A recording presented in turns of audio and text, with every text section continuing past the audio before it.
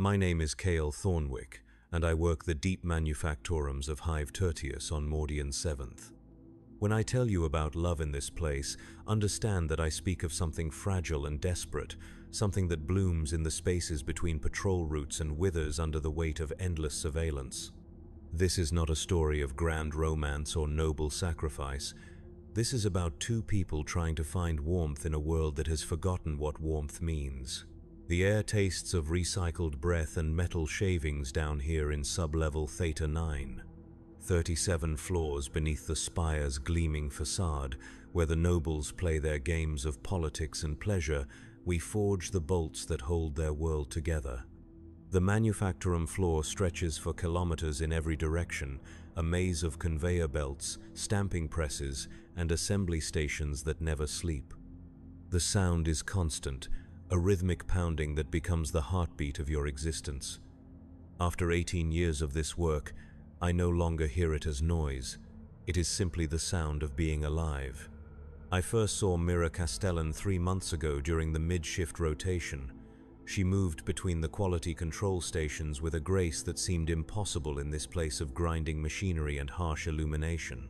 Her dark hair was pulled back in regulation style, revealing the pale line of her neck above her work coveralls. When she looked up from her data slate, her eyes held something I had not seen in years.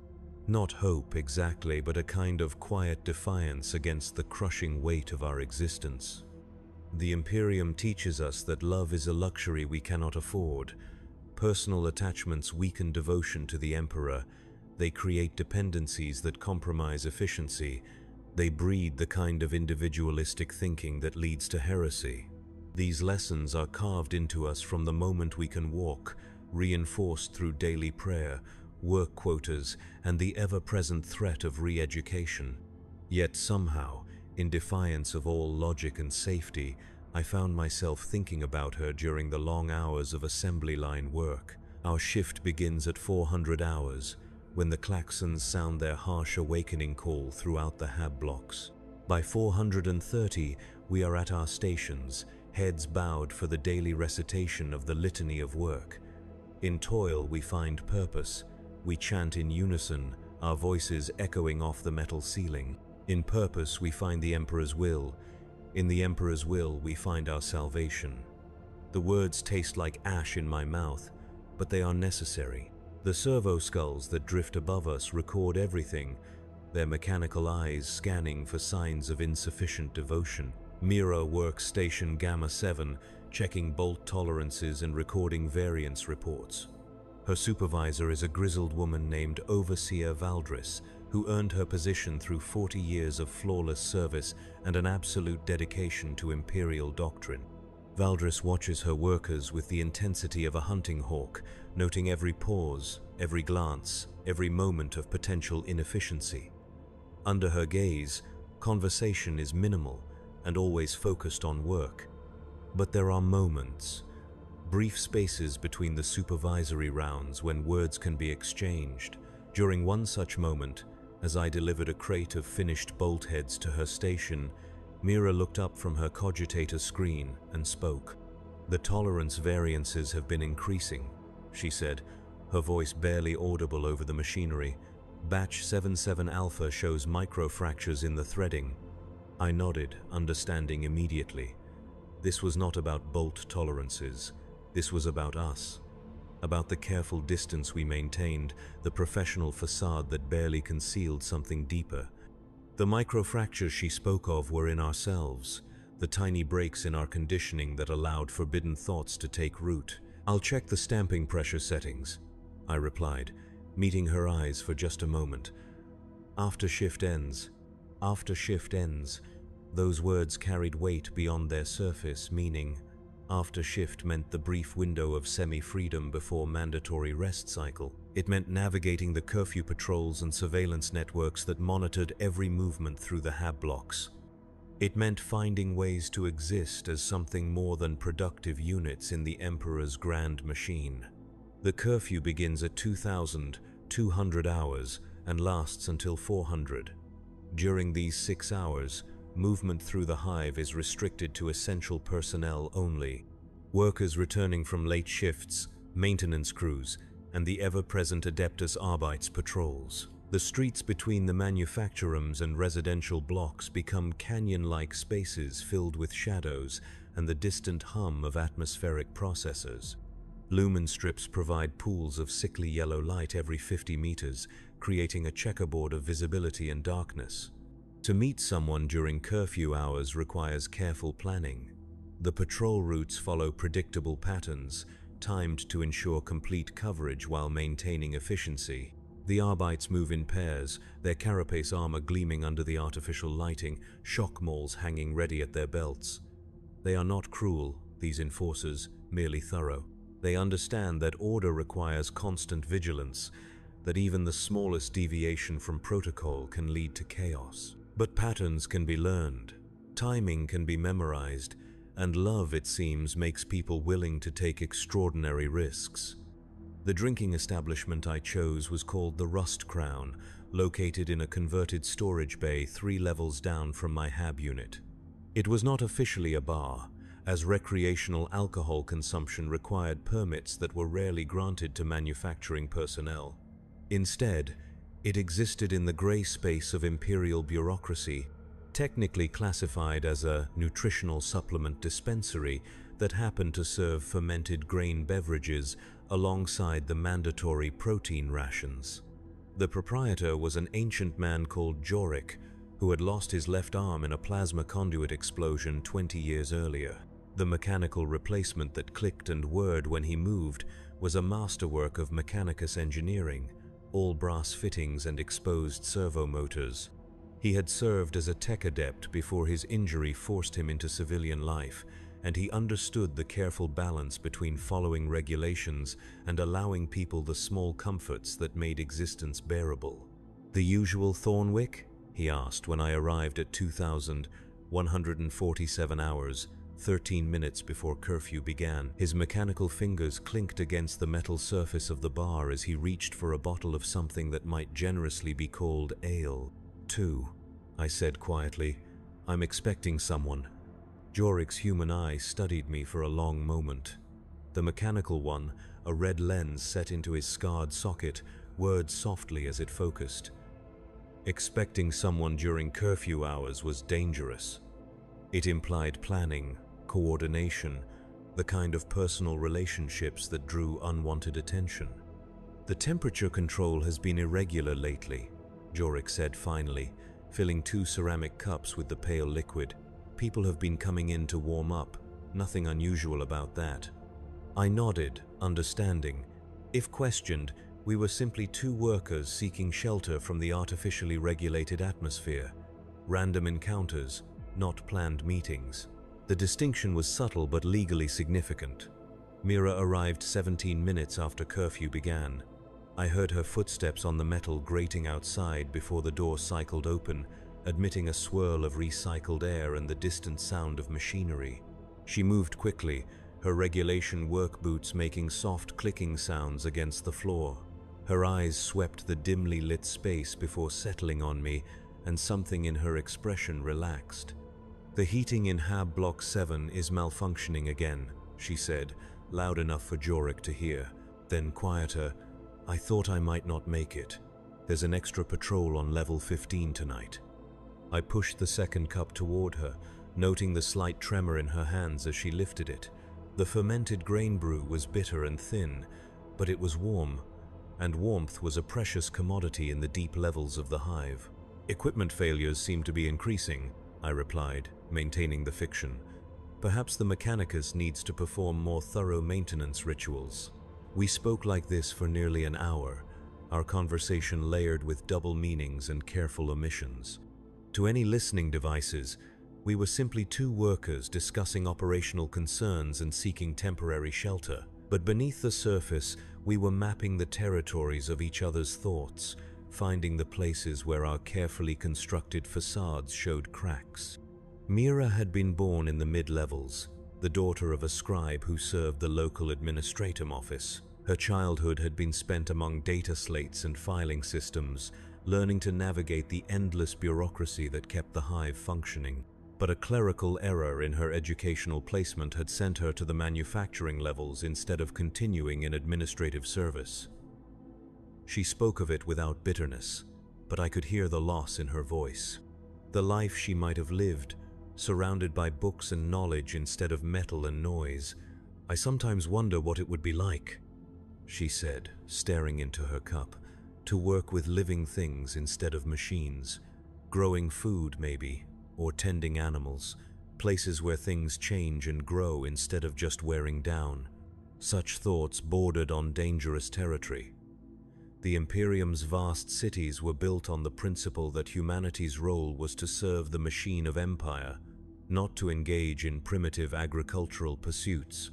But in the dim lighting of the rust crown, with the sound of distant machinery muffling our words, such forbidden dreams felt safe to share. My grandfather told me stories, I said, about the first settlers on Mordian the 7th, before the hive cities, when there were still open skies and natural weather patterns. He said the air smelled different then, clean. Mira looked up from her drink, her eyes meeting mine across the small table. Do you believe those stories? I want to, I admitted. I want to believe that somewhere, somehow, things were different once. This was perhaps the most heretical thing I had ever said. The imperial truth taught that humanity's current state was the natural and optimal order of existence. To suggest that things had been better in the past, or that they could be different in the future, was to question the fundamental wisdom of the Emperor's design. Yet saying it to her felt like the most honest thing I had ever done.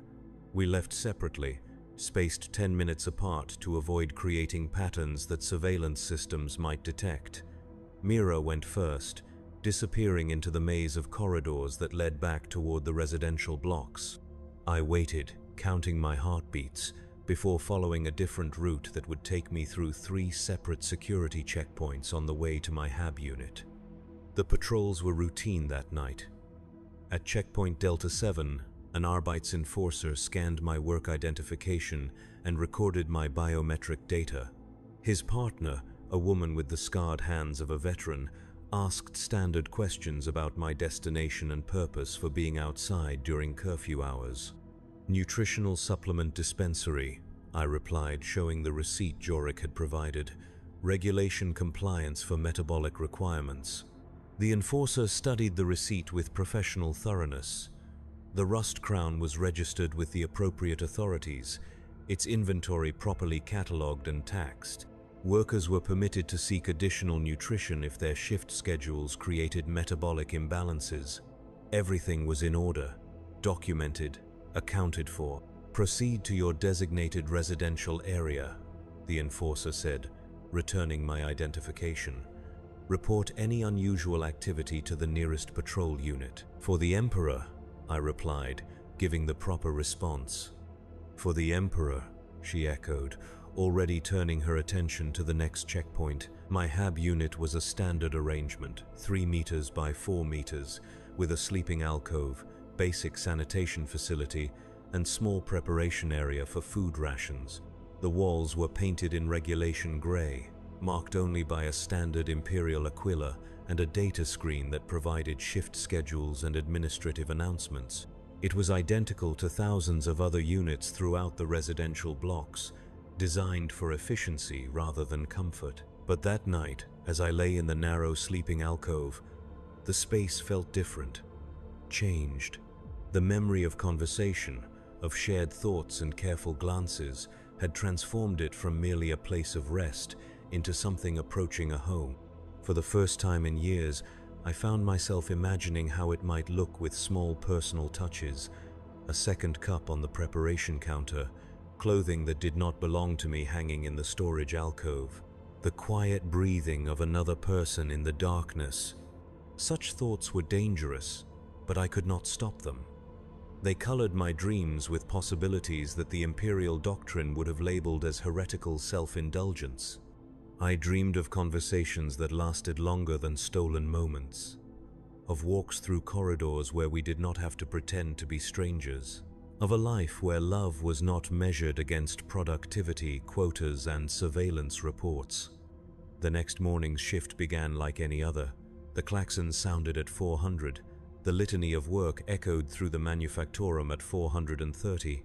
The assembly lines resumed their endless rhythm of production, but everything had changed, because now I had something to look forward to beyond the completion of each day's quota.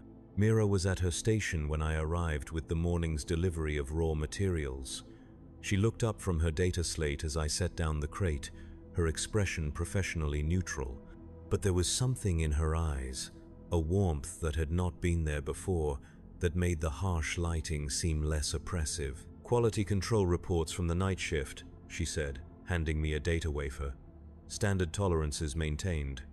"I'll pass this along to the production supervisors," I replied, taking the wafer. Our fingers touched briefly as I accepted it, a contact that lasted perhaps half a second, but sent warmth spreading through my chest. That small touch sustained me through 8 hours of assembly line work, through the mechanical repetition of bolt installation and torque verification, through the midday meal of corpse starch and reclaimed water, through the afternoon productivity lecture and the evening shift change procedures. It was a tiny rebellion against the dehumanizing efficiency of our existence, a reminder that we were more than the sum of our labor output. But small rebellions, like seeds in hostile soil, require careful tending to survive. The second meeting was more difficult to arrange. The patrol schedules had been modified, adding random elements that made timing unpredictable. Extra security sweeps were being conducted in the industrial sectors, ostensibly as part of routine efficiency audits but clearly designed to discourage unauthorized gatherings. The Rust Crown remained open, but Jorik had mentioned increased scrutiny from regulatory inspectors. We communicated through the work assignment system, embedding coded messages in routine production reports. Mira would file variance notifications that included timestamp data. I would respond with delivery confirmations that contained location coordinates. To any reviewing administrator, these were simply the mundane communications required for manufacturing operations. But encoded within the numbers and technical specifications were the desperate plans of two people trying to find each other in a maze of restrictions and surveillance. "Bolt delivery to Gamma 7 requires special handling procedures," read one of my reports. "Recommend quality assessment at 2,200 hours, Storage Bay 15. Storage Bay 15 was 2 levels below the Rust Crown, in a section of the hive used for long-term inventory storage. The lighting was minimal, activated only by motion sensors that created pools of illumination as workers passed through. During curfew hours, it would be empty except for the automated systems that monitored environmental conditions and inventory levels. I arrived first, moving carefully through corridors I had mapped during previous shifts. The bay was vast and filled with towering shelves of manufactured goods waiting for transport to other sectors of the hive. Somewhere in the darkness above, servo skulls drifted on silent patrol routes, their mechanical eyes recording everything for later review. But the shelving created blind spots, spaces where two people could stand close enough to speak without being observed.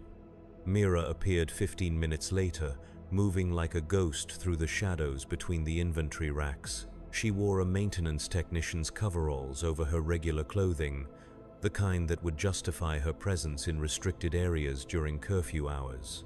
Her hair was hidden beneath a regulation work hood, but I would have recognized her silhouette anywhere. "This is more dangerous," she said without preamble, settling into the narrow space between two shelving units. "The new patrol patterns are more thorough." "I know," I replied, "but I needed to see you again." The admission hung in the air between us like an accusation. Need was not a word the Imperial doctrine encouraged. Need implied dependency, weakness, the kind of personal attachment that compromised loyalty to the Emperor. Good citizens wanted only to serve. They needed nothing beyond the opportunity to contribute their labor to the great machine of empire. But I did need her, in ways that went beyond logic or safety or ideological purity. I needed the sound of her voice, the way she looked at the world with eyes that refused to accept that grinding efficiency was the only way to exist. I needed the proof she represented that somewhere beneath the layers of conditioning and control, humanity still survived. "I've been thinking about what you said," Mira continued, her voice barely above a whisper, "about your grandfather's stories, about how things used to be." "Those were just stories," I said automatically. "Imperial doctrine teaches us that the current order is optimal for humanity's survival. But what if it's not?" The words came out in a rush, as if she had been holding them back for days. "What if we're not surviving at all, but just dying slowly? What if this isn't life, but just another kind of death?" Such questions were not merely heretical, they were dangerous to even think. The Imperium's vast surveillance networks monitored not just actions but thoughts, attitudes, the subtle patterns of behavior that indicated ideological contamination. Citizens who asked too many questions about the nature of their existence had a tendency to disappear into re-education facilities or penal colonies.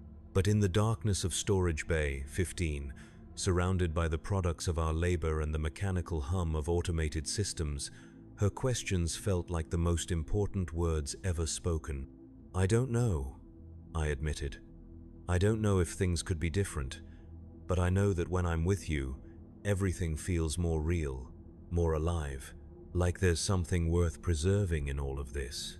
She moved closer, and I could feel the warmth of her body in the cool air of the storage bay. "Is that enough? Just feeling alive for stolen moments between shifts?" "It has to be," I said. "It's all we have." We stood there in the shadow of the inventory shelves, two small figures dwarfed by the immensity of the hive around us. Above, the servo skulls continued their endless patrol. Beyond the bay walls, millions of people slept in identical hab units, preparing for another day of identical labor.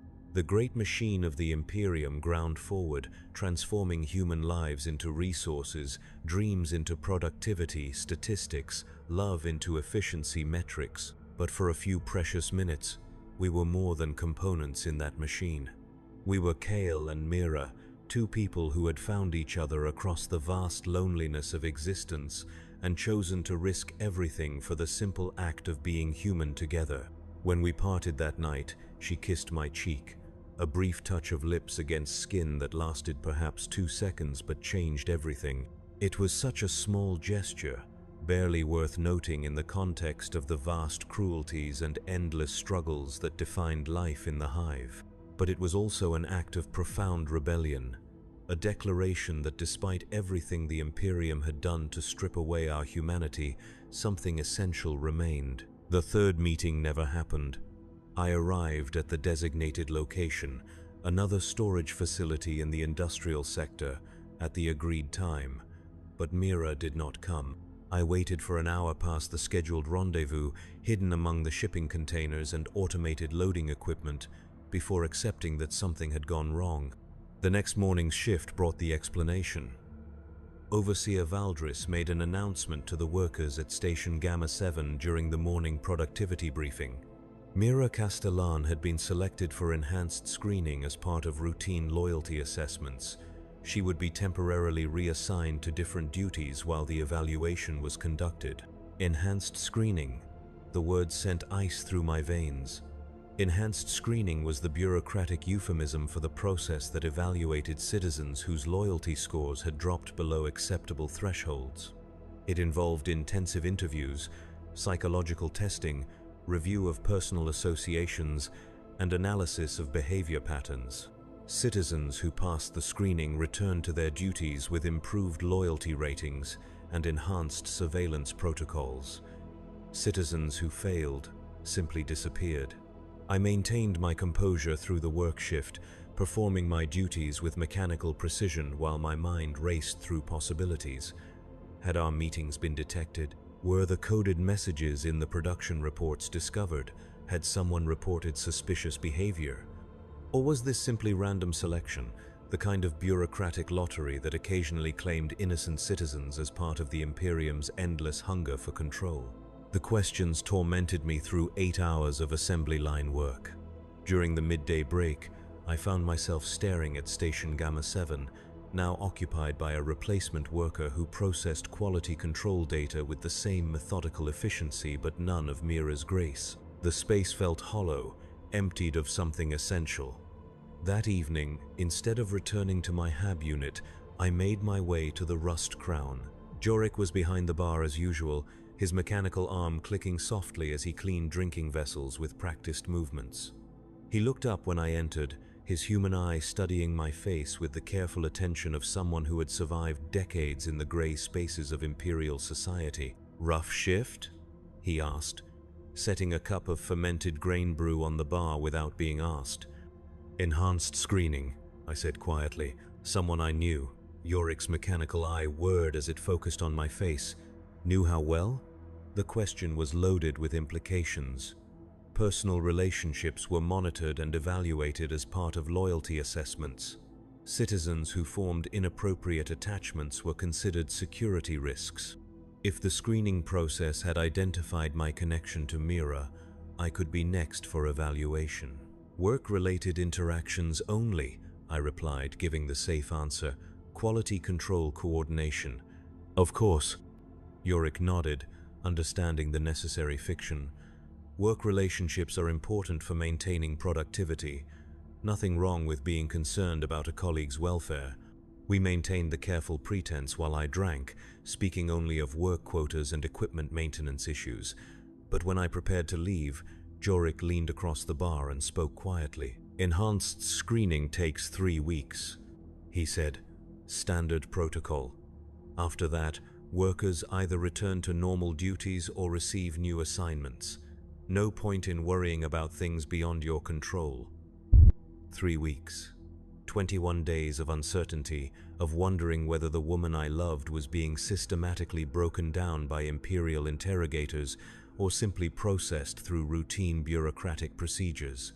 21 days of maintaining normal behavior patterns while fighting the urge to seek information, to ask questions, to do anything that might connect me to her case. The first week was the hardest. Every morning, I expected to be summoned for my own screening. Every patrol encounter during curfew hours seemed to last longer, the questions more probing. Every servo skull that drifted past my workstation felt like an accusation. I performed my duties with obsessive precision, maintained perfect compliance with all regulations, and spoke to no one beyond the minimum requirements of workplace communication. But the summons never came. Either our meetings had not been detected, or I was not considered significant enough to warrant investigation. In the vast machinery of Imperial surveillance, I was just another manufacturing worker, statistically unlikely to pose any meaningful threat to order and stability. The second week brought a different kind of torment. I began to realize how much of my existence had been reorganized around the possibility of seeing her. The careful timing of my deliveries to Station Gamma 7, the routes through the manufactorum that took me past her workspace, the anticipation that had made even the most routine tasks bearable because they might lead to stolen moments of connection. Without that possibility, work became purely mechanical again. The assembly lines resumed their status as instruments of grinding repetition. The harsh lighting returned to being simply harsh. The taste of corpse starch rations, briefly made tolerable by the memory of shared conversations, became bitter again. During the third week, I began to understand what Mira had meant when she asked if we were surviving or just dying slowly.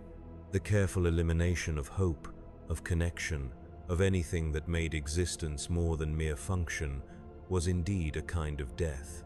A systematic stripping away of humanity until only productive capacity remained. But then, on the morning of the 22nd day, she was back. I arrived at Station Gamma 7 with the morning's delivery of materials and found Mira at her usual workspace, head bent over her data slate as if she had never been away. She looked up when I approached, and for a moment our eyes met across the space between us. She was changed. The warmth that had begun to bloom in her expression during our brief courtship was gone, replaced by the careful neutrality that marked citizens who had survived enhanced screening. Her movements were more precise, more mechanical. Her responses to workplace communications were exactly what regulations required, nothing more or less. "Quality control station ready to receive materials," she said, her voice flat and professional. "Materials delivered according to schedule," I replied, setting down the crate with mechanical precision. That was all. No hidden meanings in the words, no careful touches during the exchange of data wafers, no glances that suggested anything beyond strict compliance with workplace protocols. She had been returned to us, but the woman who had asked dangerous questions about the nature of existence was gone. I understand now what enhanced screening actually does. It does not simply evaluate loyalty and return citizens to their duties. It surgically removes the parts of personality that might lead to troublesome thoughts or behaviors. The process leaves the productive capacity intact while eliminating the human elements that make productivity meaningful. Mira continued to work at Station Gamma 7 for another month before receiving her new assignment. The transfer orders came through routine administrative channels, reassigning her to a manufacturing facility in Hive Secundus on the other side of the continent. Standard personnel rotation, designed to prevent the formation of the kind of local attachments that might compromise loyalty to the broader Imperial structure. On her last day, I delivered materials to her station one final time. She processed the delivery with the same mechanical efficiency she had shown since her return from screening, but as I prepared to leave, she spoke. "Kyle Thornwick," she said, using my full name for the first time since the screening. "I want you to know that I remember everything." The words were spoken quietly, barely audible over the background noise of the manufactorum. To anyone monitoring our conversation, they would seem like a simple acknowledgement of our professional relationship. But I heard the deeper meaning, the message she was risking everything to convey. The screening process had not erased her memories, only her ability to act on the feelings they represented. Somewhere beneath the carefully constructed loyalty protocols, the woman who had dreamed of growing things and questioned the nature of our existence still survived.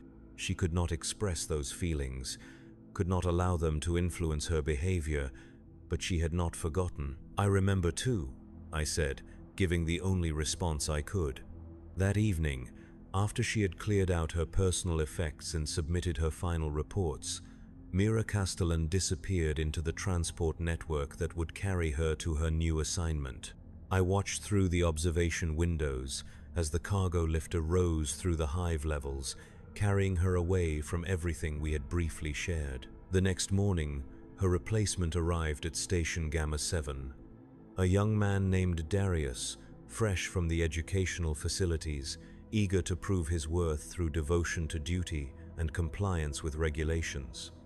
He processed quality control data with admirable efficiency and maintained perfect workplace communication protocols. But the space remained empty, hollowed out by the absence of something that had never officially existed. That was 6 months ago. I continue to work the deep levels of the manufactorum, delivering materials and maintaining production schedules with mechanical precision. The assembly lines turn out their quotas of bolts and fasteners, contributing to the vast construction projects that keep the Imperium functioning.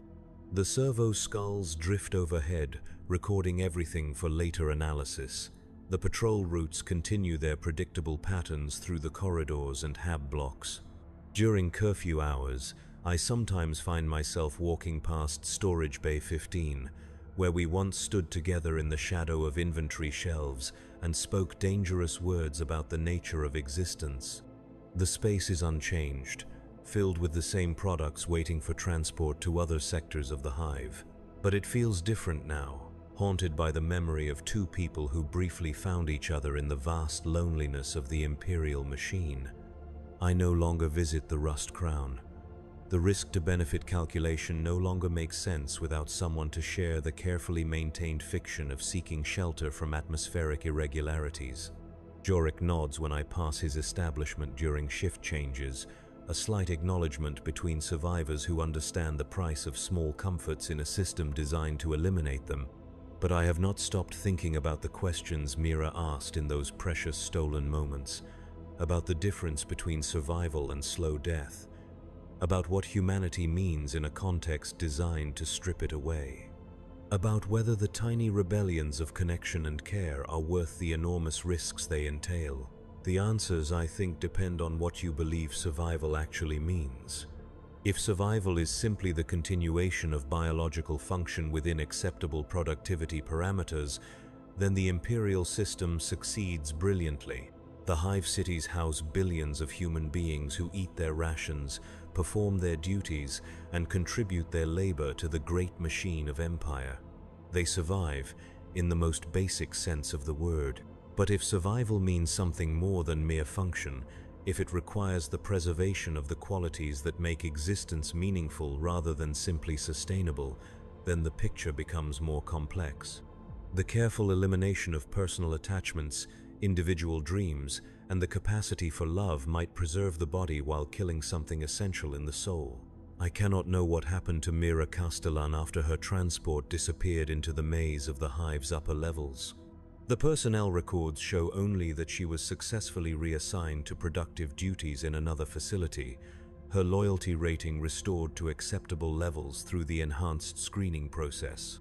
She exists somewhere in the vast network of Imperial manufacturing, processing quality control data with the same mechanical precision she demonstrated during her final weeks at Station Gamma 7. But I choose to believe that somewhere beneath the careful conditioning and behavioral protocols, the woman who kissed my cheek in Storage Bay 15 still exists. The part of her that questioned whether grinding efficiency was truly the optimal state of human existence, that dreamed of growing things and tending to life instead of merely maintaining machines, that was brave enough to risk everything for stolen moments of connection. I choose to believe this not because I have any evidence to support it, but because the alternative is unbearable. If love can be surgically removed without leaving any trace, if the capacity for human connection can be eliminated while leaving the rest of personality intact, then we are not really human at all. We are simply very sophisticated machines, programmed to mimic humanity while serving functions that require no actual human qualities. The Imperium teaches us that such beliefs are dangerous, that hope is a luxury we cannot afford, that love is a weakness that compromises our ability to serve. These lessons are repeated in daily prayers, work briefings, and the constant presence of surveillance systems that monitor every deviation from optimal behavior patterns. They are carved into the very architecture of the hive cities, designed to channel human movement and thought toward maximum productivity. But in the deep levels of the manufactorum, where the sound of machinery becomes the heartbeat of existence, and the harsh lighting makes everything look the same, small acts of rebellion continue to occur. Workers share extra rations with colleagues who are struggling. They cover for each other when productivity quotas become impossible to meet. They maintain careful friendships that provide comfort without crossing the lines that trigger enhanced screening. These are not grand gestures of defiance against the imperial system. They are tiny admissions that humanity requires more than mere function to remain meaningful. They are quiet declarations that love, in its various forms, is not a luxury but a necessity for any life worth preserving. I understand now that my relationship with Mira was never really about romance in the traditional sense. It was about the recognition of shared humanity in a context designed to eliminate such recognition. It was about the proof that even under the most oppressive conditions, people will find ways to connect, to care, to maintain the qualities that make existence more than simple survival. The fact that the system detected and eliminated that connection does not diminish its importance. If anything, the resources devoted to surveillance and control demonstrate how threatening such connections actually are to a system based on the reduction of human beings to productive functions. Love is dangerous precisely because it reminds people that they are more than the sum of their labor output. 6 months after Mira's departure, I received a message through the internal communication system. It was buried in routine administrative data, a minor adjustment to production schedules that contained an embedded timestamp code. Anyone reviewing the message would see only standard bureaucratic information, but the timestamp, decoded according to the system we had developed during our brief courtship, spelled out a simple phrase, "Still remember." She had found a way, despite the enhanced screening and geographical separation and constant surveillance, to communicate across the vast machinery of the Imperial system. The message contained no useful information, made no plans for future contact, suggested no actions that might compromise either of our positions. It was simply proof that memory survives, that the connections forged between human beings leave traces that even the most sophisticated conditioning cannot entirely eliminate. I never responded to that message. The risks were too great, and the system we had used for communication was undoubtedly being monitored more closely since her screening. But I kept the message, encoded it into my own routine reports as a meaningless variance in production data, and carried it with me through the endless cycles of shift work and mandatory rest periods. It became a kind of prayer, not to the Emperor who demanded absolute loyalty, but to the stubborn human capacity to find meaning in impossible circumstances. A reminder that even in the deepest levels of the hive, where the machinery of empire grinds human lives into resources, love continues to bloom in whatever spaces it can find. The dating scene in Hive Tertius, such as it exists, consists of these tiny rebellions against a system designed to eliminate them. It happens in coded messages embedded in work reports, in brief touches during the exchange of materials, in shared glances that acknowledge common humanity across the mechanical precision of the assembly lines. It survives in the spaces between patrol routes, in the few minutes after curfew, when two people can stand together and speak dangerous words about the nature of existence. It is not the romance of poetry or popular fiction, with grand gestures and eternal promises. It is something smaller and more desperate, measured in seconds rather than years, sustained by memory rather than presence. But it is real, and it is human, and it represents something that the Imperium cannot entirely control despite its vast resources and sophisticated surveillance systems. Those of us who work the deep levels understand this intuitively. We know that our primary value to the system lies in our productive capacity, that we are maintained and fed and housed not for our own sake but for our contribution to the great machine of empire. We know that personal attachments are monitored and evaluated, that love is classified as a potential security risk, that the qualities that make us human are systematically eliminated whenever they interfere with efficiency. But we also know that humanity is resilient, that it finds ways to survive in the most unlikely circumstances, that it cannot be entirely reduced to mechanical function without losing something essential. We know that the tiny acts of connection and care that occur between shifts and around surveillance zones are not distractions from our real purpose, but affirmations of what our real purpose should be. The work continues. Every morning the klaxons sound their harsh awakening call.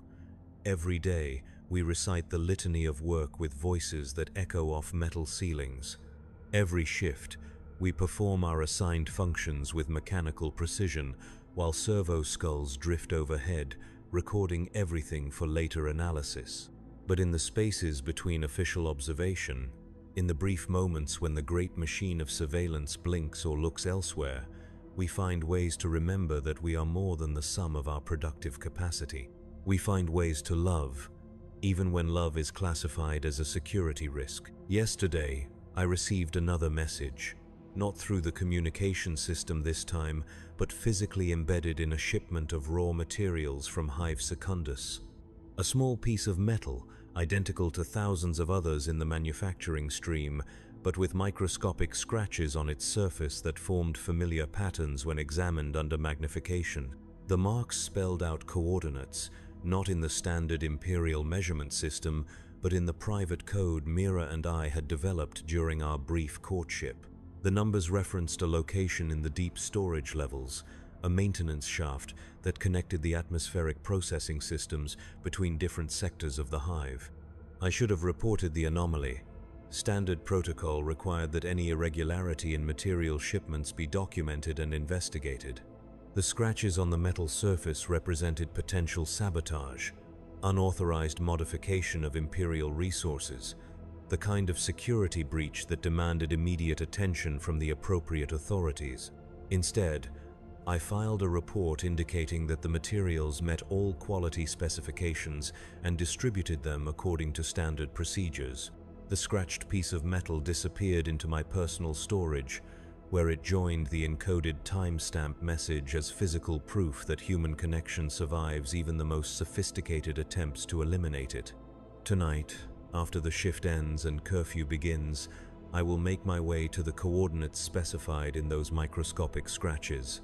I know the route by heart now, after months of mapping the patrol patterns and surveillance zones throughout the industrial sectors. I know which corridors are monitored only by automated systems, which access points require biometric authorization, which maintenance shafts connect different levels without triggering security alerts. The journey will take approximately 47 minutes, navigating through spaces designed for machinery rather than human movement. The atmospheric processing systems create a constant background hum that masks the sound of footsteps, while the service tunnels provide paths between different areas without crossing the main thoroughfares where patrols concentrate their attention. But I also know that this represents a fundamental escalation in risk. The enhanced screening process that changed Mira was not random bureaucratic selection. It was the result of accumulated surveillance data indicating suspicious behavior patterns, personal attachments that exceeded acceptable parameters, activities that suggested divided loyalty. If she has found a way to communicate despite the conditioning, if she has managed to arrange this meeting despite the geographical separation and increased monitoring, then the system has failed to achieve its primary objective. The enhanced screening process, designed to surgically remove problematic human qualities while preserving productive capacity, has not eliminated her ability to form forbidden connections. Such failure does not go unnoticed indefinitely. The vast surveillance apparatus of the Imperium is designed to detect anomalies, patterns that suggest systematic problems in the conditioning process. Citizens who demonstrate resistance to behavioral modification represent potential vectors for ideological contamination, security risks that require more aggressive intervention. By responding to her message, by making my way through the maintenance tunnels to whatever rendezvous she has arranged, I am crossing a line that cannot be uncrossed. I am moving from passive resistance to active defiance, from private thoughts to coordinated action. I am becoming exactly the kind of security threat that the system is designed to identify and eliminate. But the alternative is to accept that love can be engineered out of human existence, that the qualities that make life meaningful can be removed like defective components in a manufacturing process. The alternative is to acknowledge that we are not really human at all, just sophisticated biological machines designed to serve functions that require no actual humanity. The maintenance shaft specified in the coordinates is located 17 levels below my current position, in a section of the hive that houses the primary atmospheric recycling systems. The air is thicker there, heavy with the chemical processes that transform waste gases back into breathable atmosphere. The lighting is minimal, designed only to allow maintenance crews to navigate the essential systems. She is waiting when I arrive, standing in the narrow space between massive air filtration units that hum with constant mechanical activity. Her maintenance coveralls are authentic this time, marked with the identification codes of atmospheric systems personnel. Her hair is shorter than I remember, cut in the practical style required for technical work in confined spaces. But her eyes, when she looks up at my approach, contain something that the enhanced screening process was supposed to have eliminated forever.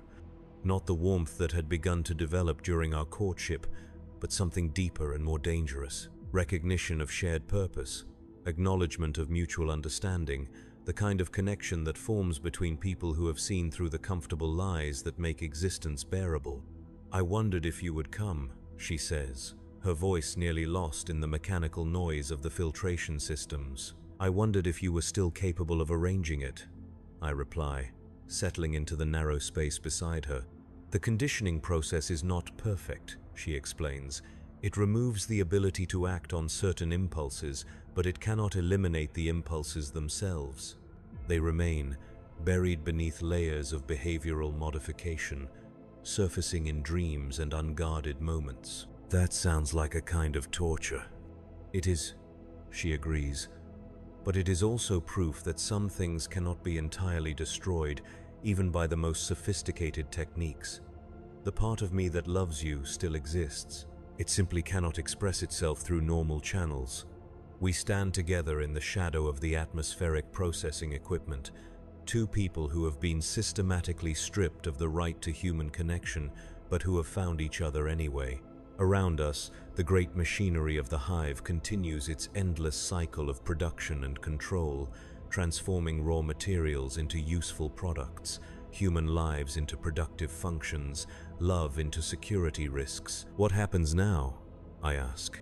Now we face a choice, she says. We can return to our assigned positions, maintain acceptable behavior patterns, and hope that our accumulated deviations remain below the threshold for additional intervention. We can preserve our physical existence by accepting the elimination of everything that makes that existence meaningful. Or we can acknowledge that some things are worth more than survival, that love, even when it is classified as dangerous, represents something essential about what human beings are supposed to be. That resistance to dehumanization is not just a personal choice but a moral obligation. She reaches into her coveralls and withdraws a small device, no larger than my thumb, constructed from components that I recognize as standard manufacturing materials but assembled in configurations that violate every safety protocol I have ever learned. The device pulses with a soft blue light that seems to sync with the rhythm of my heartbeat. What is it? A transmission beacon, she explains, designed to broadcast on frequencies that are not monitored by standard surveillance systems. It can send a simple message, coordinates and timing data, to similar devices throughout the hive network. A message to who? Others like us, people who have been processed through enhanced screening but who retain some capacity for human connection. Workers who have discovered that the system cannot entirely eliminate the qualities that make existence meaningful. Citizens who understand that survival without humanity is not actually survival at all. The implications are staggering.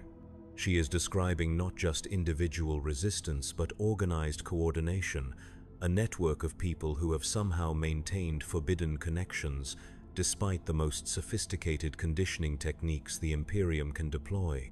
A conspiracy of love, hidden beneath layers of behavioral modification and surveillance protocols.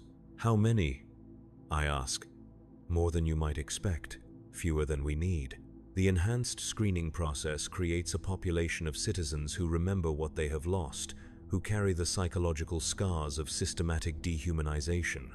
Some break under the pressure, accepting the elimination of their humanity as the price of continued existence. But others find ways to resist, to maintain connections that should no longer be possible. And what do these connections accomplish? What can a network of love accomplish against the machinery of an empire? Perhaps nothing, she admits. Perhaps we are simply prolonging our own suffering, creating elaborate justifications for hope in a context that has systematically eliminated all rational basis for hope. Perhaps resistance is just another form of collaboration with our own destruction. She pauses, studying the device in her hands with the careful attention of someone who understands its true significance. But perhaps the act of resistance itself matters more than its practical consequences. Perhaps the preservation of human connection, even in impossible circumstances, represents something valuable regardless of whether it achieves any strategic objectives. Perhaps love is not a means to an end, but an end in itself, worth preserving even when preservation seems futile. The blue light of the transmission beacon pulses more rapidly now, synchronized with patterns I do not recognize but which feel familiar in ways that bypass rational analysis. Around us, the atmospheric processing systems continue their work, filtering the recycled air that keeps millions of people alive in the artificial environment of the hive. If I activate this device, she continues, if I send the signal that will connect us to the broader network of resistance, we cross a line that cannot be uncrossed. We become active participants in something that the Imperium will classify as sedition, heresy, treason against the fundamental order of human existence. And if we don't, then we return to our assigned functions. We process quality control data and deliver materials, and recite the daily litanies with voices that echo off metal ceilings. We preserve our physical existence by accepting the systematic elimination of our humanity. We survive in the most basic sense while dying in every way that actually matters. The choice, when presented so starkly, seems almost absurd. Risk everything for the possibility of meaningful human connection, or accept guaranteed survival in exchange for the elimination of everything that makes survival worthwhile. Gamble our lives on love, or preserve our lives by abandoning love forever. But I understand now that this is not really a choice at all. It is simply the revelation of choices we made long ago, perhaps without fully understanding their implications. The choice to value something beyond mere function. The choice to believe that human beings are more than sophisticated biological machines. The choice to love, even when love is classified as dangerous. Activate it, I say. She looks at me for a long moment, searching my face for something I cannot name. Then she presses a small control surface on the device, and the blue light shifts to a steady red glow that seems to fill the entire space between the filtration units. For perhaps 30 seconds, nothing happens. The transmission beacon continues to glow, the atmospheric processors continue their mechanical humming, the surveillance systems continue their endless monitoring of every space in the hive where human beings might gather. Then, somewhere in the distance, other lights begin to answer. Not visible lights, but patterns in the electronic systems that govern the hive's infrastructure. Tiny fluctuations in power consumption that spell out messages in code, brief modifications to data streams that carry information between different administrative sectors, microscopic alterations to the endless flow of information that keeps the great machine of the Imperium functioning. The network is responding, throughout the industrial levels, in hab blocks and manufacturing facilities, in storage areas and transportation hubs. Devices similar to ours are acknowledging the transmission. People who have been systematically stripped of the right to human connection are revealing themselves, announcing their continued existence despite everything the system has done to eliminate them. How many? I ask again, watching the patterns of response multiply across the various displays. More than I hoped, she says. More than should be possible given the efficiency of the conditioning process. Enough to suggest that human nature is more resilient than the architects of the system believed. But even as she speaks, I can see new patterns emerging in the data streams. Not the organic responses of the resistance network, but the systematic signatures of automated surveillance systems detecting anomalies in normal operation. The transmission beacon, for all its sophisticated design, cannot hide the fact that forbidden communication is occurring.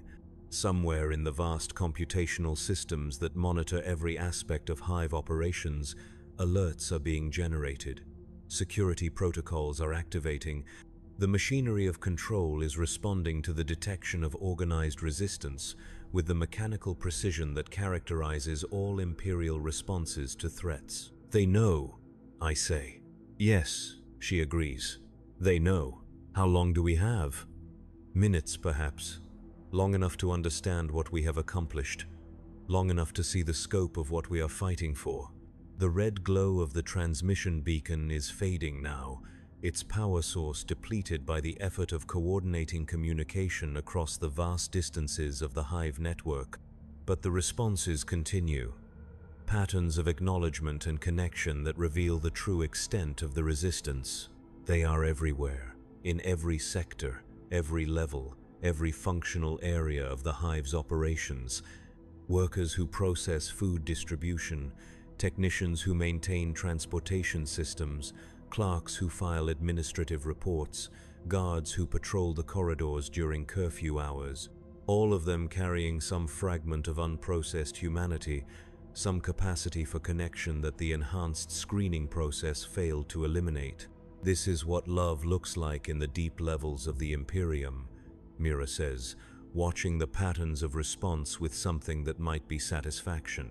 Not romance or passion or the grand gestures of popular fiction, but the stubborn refusal to accept that human beings can be reduced to mere function. The insistence that connection matters more than survival, that some things are worth preserving even when preservation seems impossible. The sound of boots on metal grating echoes through the maintenance shaft, still distant but approaching with the steady rhythm of professional search patterns. The Arbeits response teams have located our general area and are conducting systematic sweeps to identify our exact position. We have perhaps 2 minutes before they reach this section of the atmospheric processing system. "Do you regret any of it?" she asks. "The meetings, the messages, the risk we took just to prove that we were still human? All of it. The choice to love when love was forbidden. The decision to connect when connection was classified as dangerous. The refusal to accept that survival without humanity was worth having." I consider the question while listening to the approaching footsteps of the enforcement teams. In 2 minutes, perhaps less, our brief rebellion will end. We will be processed through whatever enhanced screening protocols are reserved for citizens who demonstrate active resistance to the conditioning system. The parts of our personalities that allowed us to love will be surgically removed with greater precision and permanence. If we survive the process at all. No, I say finally. I don't regret it. Even if it ends here, even if we accomplished nothing except proving that resistance was possible, even if love in the end could not overcome the machinery of control, I don't regret trying, even though it failed? Did it fail?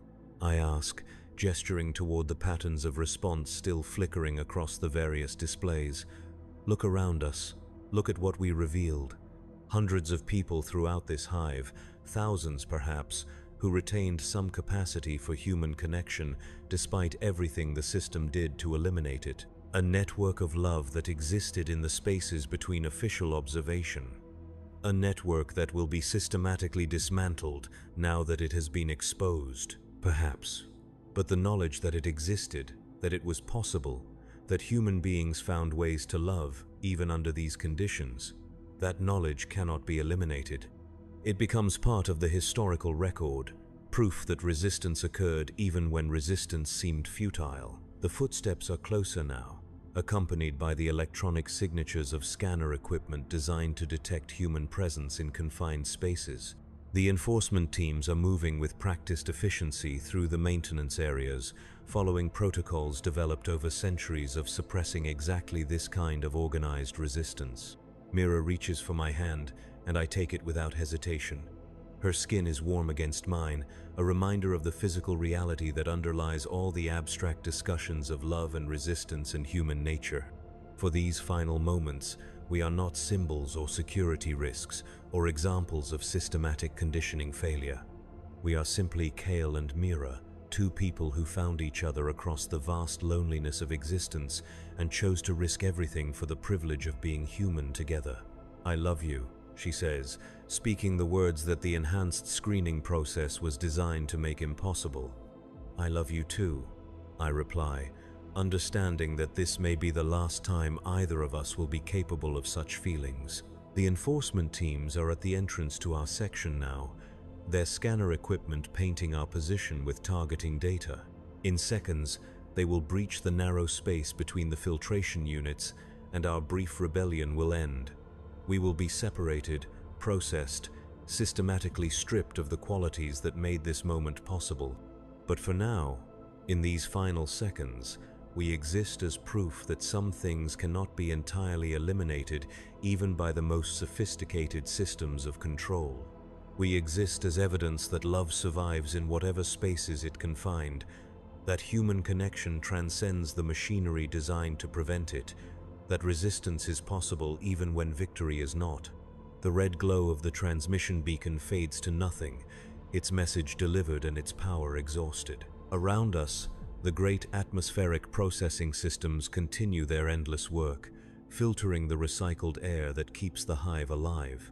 Above us, millions of people sleep in their identical hab units, preparing for another day of identical labor in service to the great machine of empire. But somewhere in that vast network of human lives, the knowledge remains. The understanding that resistance occurred, that love survived, that human beings found ways to connect even when connection was forbidden. The memory of what we accomplished here, in this narrow space between machines, in these stolen moments before the enforcement teams arrived.